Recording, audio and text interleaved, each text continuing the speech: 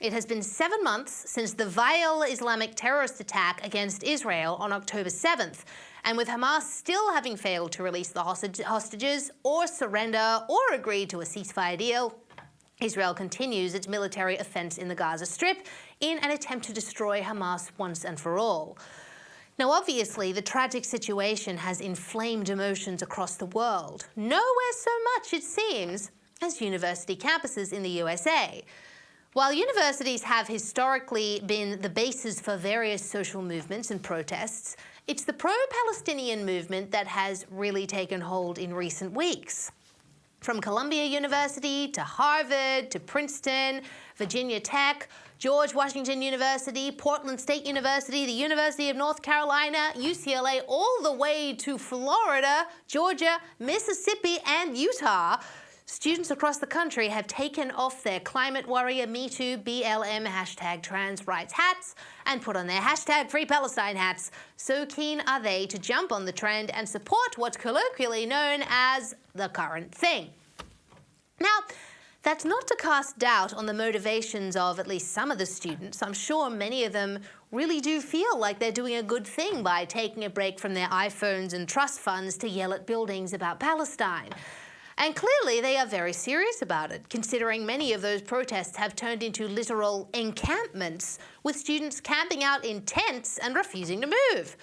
Naturally, this has led to a few problems in recent weeks, with police at a number of universities being called in to move the students on from their glamping, which has led to hundreds of arrests. At George Washington University, the protesters were moved on after they projected "Long live the student intifada" onto the wall of a building. Intifada is, of course, an Arabic word meaning rebellion or uprising, nowadays usually used in conjunction with Palestinian feeling towards Israel.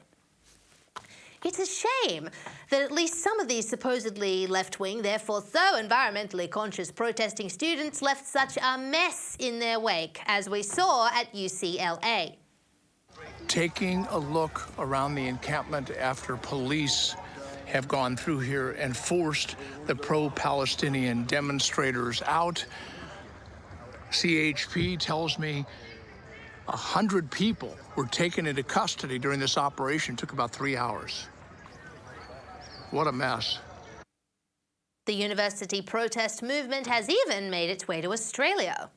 While back home, protesters have also set up camp in solidarity of Palestine, especially at Melbourne University. Christina Hearn is there live. Chris, tensions are slowly rising.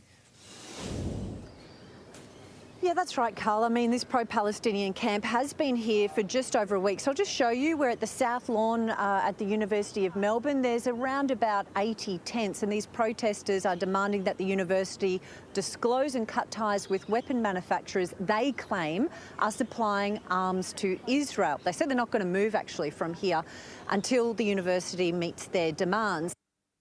So, what are the demands of these protesting intifada enthusiasts?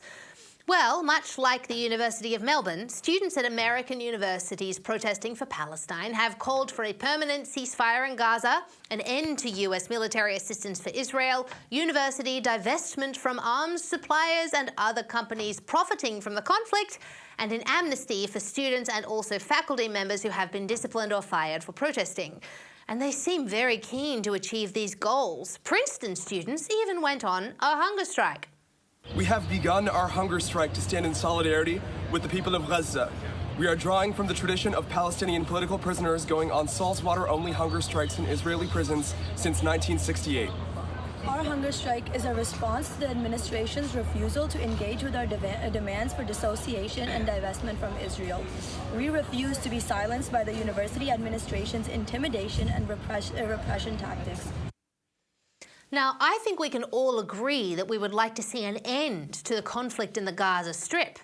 Certainly, in calling for a permanent ceasefire, these student protesters seem to want that.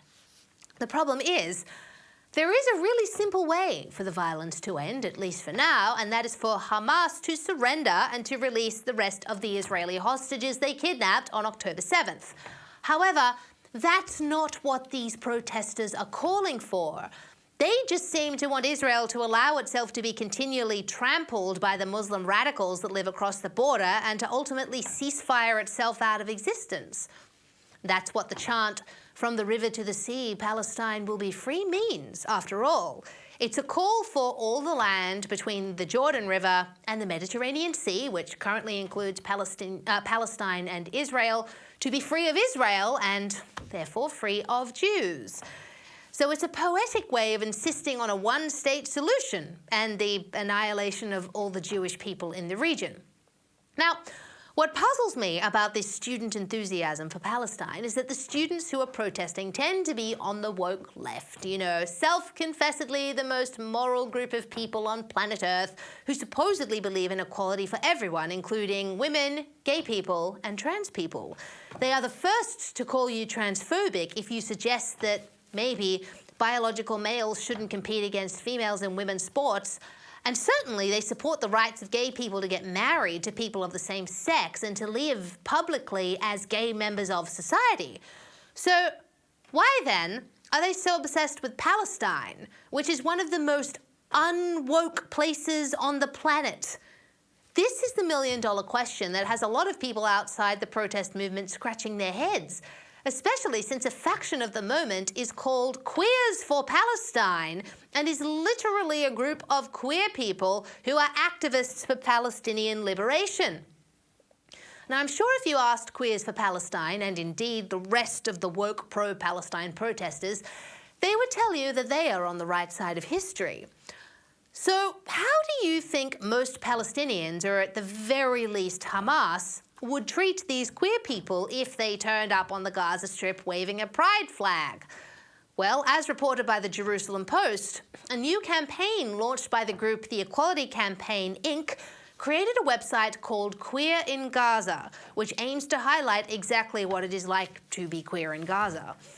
As the website points out, living as a queer person in Gaza is punishable by torture and death by Hamas, who currently rule the Gaza Strip. Not only that, there is no transgender population in Gaza because any trans person who lives openly will be hunted down by Hamas. So what do gay and trans people do in Gaza to avoid violent persecution by their leaders? Well, they seek and are granted asylum, of course, in Israel, where you are allowed to be queer. You know, the big bad colonial power that Queers for Palestine and their woke friends are constantly accusing of genocide. The irony, my friends, is thick. The campaign also highlights the story of Abdul, a young gay man who fled Gaza after years of persecution and torture by Hamas. This interview by I-24 News was released in 2022. لما كان عمري 17 سنة حماس أمسكت بي وأنا كنت أقوم بعمل الشواذ. حبسوني لمدة 3 أيام 4 أيام. كان التعذيب، حطوني في غرفة مترين، ما بقدر أنام ولا أروح حمام فيها، ما في أكل. كانوا يعذبونا أكتر أنواع التعذيب، يعني في نوع من التعذيب اللي يرفع رجليا، يحط عصاية كانوا يضربوا على رجليا. حصل بعد كمان سنة كل مرة كانوا يعتقلوني، كانوا يقوموا بتعذيب بنفس الطريقة. Abdul can't remember when he first knew he was gay, but he always remembers living in fear.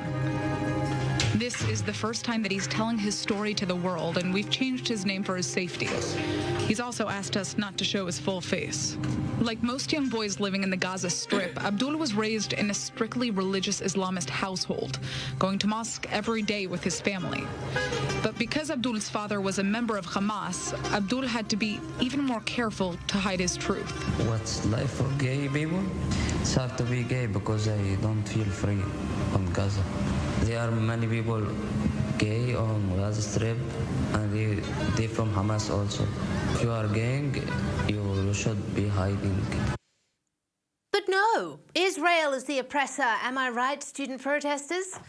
So that's Hamas's perspective of LGBT people, which is not surprising. They are, after all, a radical Islamist terror group. But what about Palestinians generally? Well, the I-24 News investigation covers that too. Abdul's story, sadly, isn't unique. The Gaza Strip and the West Bank are listed among the most dangerous places in the world for LGBTQ people. And apart from the physical danger of potentially being exposed, there are devastating social consequences.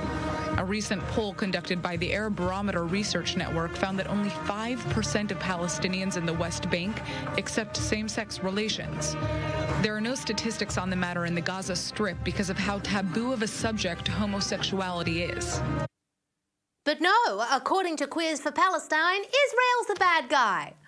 Seriously, the cognitive dissonance on display from these supposedly woke university students camping out for Palestine is something to behold.